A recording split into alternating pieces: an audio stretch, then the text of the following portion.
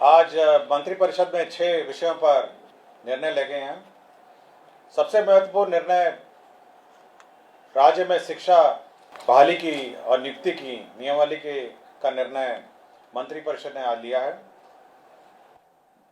इस नियमावली का नाम होगा बिहार राज्य विद्यालय अध्यापक नियुक्ति, स्थानांतरण, अनुशासनिक कार्रवाई एवं सेवा शर्त नियमावली 2023। इस नियमावली के तहत अब जो भी नियुक्तियां राज्य सरकार शिक्षकों की करेगी वे अब राज्य कर्मी होंगे, राज्य सरकार के कर्मी होंगे। यह एक महत्वपूर्ण निर्णय है।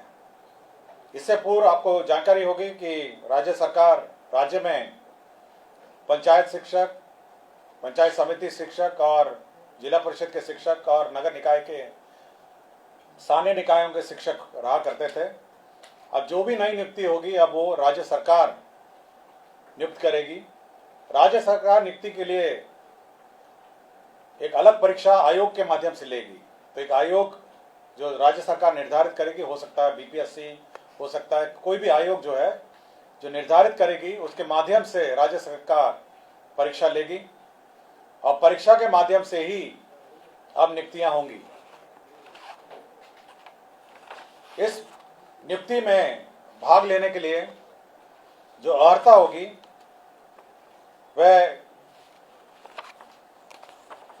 मैं पढ़ देता हूं। इसकी नियुक्ति की जो अनिवार्य अर्हता है, भारत के नागरिक हों और बिहार राज्य के स्थायी निवासी होना चाहिए, ये पहली अर्हता होगी। विद्यालय अध्यापक के पद पर नियुक्ति हेतु राष्ट्रीय अध्यापक शिक्षा परिषद द्वारा समय समय पर निर्धारित शैक्षणिक एवं प्रशासनिक योग्यता धारित करते हों एवं विशेष विद्यालय अध्यापक के लिए अर्हता भारतीय पुनर्वास परिषद के अनुरूप अनिवार्य होगा। तो ये महत्वपूर्ण एक अनिवार्यता है। राज्य सरकार एवं केंद्र सरकार द्वारा समय समय पर आहूत शिक्षा पात्रता परीक्षा में उत्तीर्ण हो, परंतु वर्ष 2012 से पूर्व नियुक्त एवं कार्यरत शिक्षक जो दक्षता परीक्षा उत्तीर्ण होंगे के लिए शिक्षक पात्रता परीक्षा में उत्तीर्ण अनिवार्य नहीं होगा।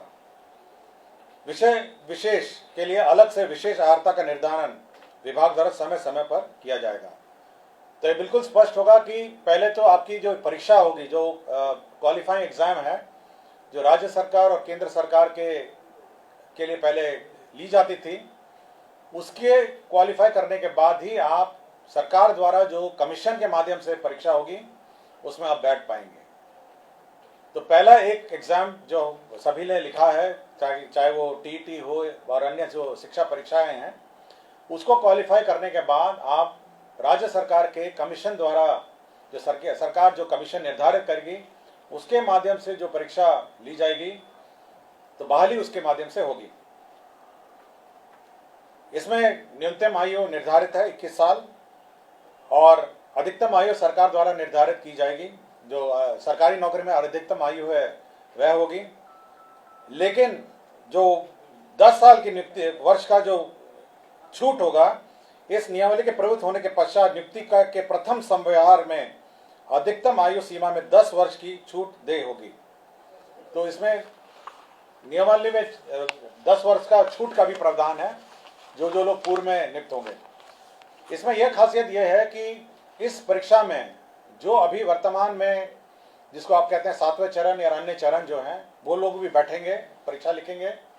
और साथ ही साथ जो अभी तक जो शिक्षक नियुक्ति जो गैर सरकारी शिक्षक हैं, जो सरकार के जो नगर निकाय और पंचायत स्तरीय और स्थानीय निकाय के शिक्षक हैं, वह भी इसमें बैठ पाएंगे। तो सभी प्रकार के शिक्षक जो हैं, जो अर्हता रखते हैं, वह बैठ पाएंगे। और इस नियमावली के माध्यम से अगर अर्हता रखते होंगे तो कमीशन द्वारा जो परीक्षा ली जाएगी उसमें बैठेंगे।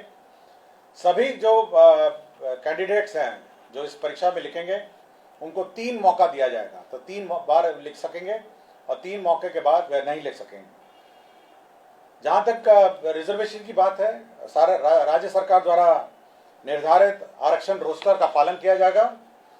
और लेकिन साथ ही साथ जो आरक्षण है प्राथमिक एवं मध्य विद्यालय के मूल कोटि एवं स्थानक कोटि के विद्यालय प्रधानाध्यापक के पद पर प्रत्येक विषय में न्यूनतम 50% महिला अभ्यर्थियों की नियुक्ति की जाएगी। जो वर्तमान में शिक्षा में जो आरक्षण लागू है वह यथावत रहेगा, किंतु अन्य जो महिलाओं को छोड़ के अन्य जो राज्य सरकार का जो आरक्षण का नियम है वह लागू होगा।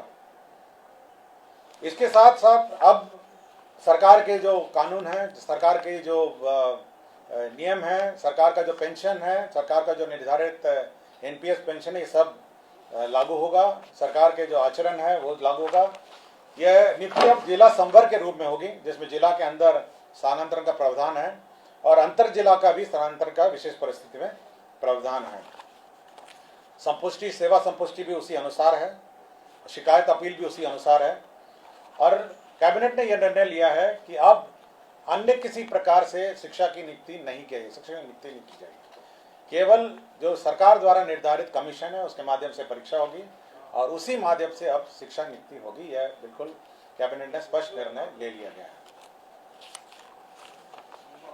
सप्तम केंद्र पुनरीक्षित वेतनमान संरचना में वेतन जो प्राप्त कर रहे हमारे सरकारी पदाधिकारी कर्मी हैं, उनको 1/1/2023 से के प्रभाव से डीए का जो रेट है वो 38 के स्थान पर बढ़ा के 42% हो गया है। राज्य सरकार को इस बढ़ोतरी में 1690 करोड़ का अधिक व्यय होगा, तो 38 के स्थान पर अब 42% डीए होगा। राज्य सरकार ने अपना जो कंटिजेंसी फंड है उसको 350 करोड़ से बढ़ा के 10,000 करोड़ कर लिया गया है। आपको जानकारी होगी, समय समय पे हम लोग कंटिजेंसी फंड से निकासी करते हैं, तो अब ये लिमिट 10,000 करोड़ का होगा, जिसमें आधा प्रतिशत जो 50% होता है वो आपदा के लिए सुरक्षित रखा जाता है। पटना जिला अंतर्गत जो वाल्मीकि का परिसर है उसमें 6.5 एकड़ जो जमीन है वह वर्तमान में भारतीय कृषि अनुसंधान परिषद को आवंटित है।